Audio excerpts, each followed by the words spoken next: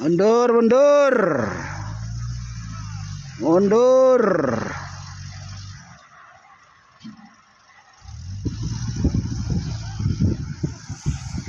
Membara. Mundur, mundur. Iya, raja.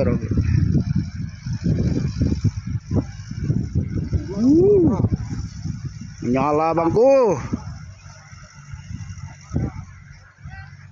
Itu sudah mulai naik ke arah Gunung Korsi, Pak. Tuh. Nah, ini tebing B29. Nah, teman-teman sudah pada menyelamatkan diri masing-masing, Pak. Ini, Pak, sudah nggak mampu ini. Tidak mampu bolo, tidak mampu. Tidak mampu bolo. Wah, tidak mampu. Sementara mundur dulu, Tanggal 8 jam 18.56 kondisi terkini ya, sebelah tebing udah habis. Terus ini jalan JLKT yang lebarnya 18 meter sudah dilompati oleh api dan sekarang menuju Gunung Kursi. Ya, sekarang menuju Gunung Kursi. Semoga apinya segera meredam, minta doanya teman-teman. Semoga petugas dan relawan setempat diberi keselamatan. Terima kasih info hari ini.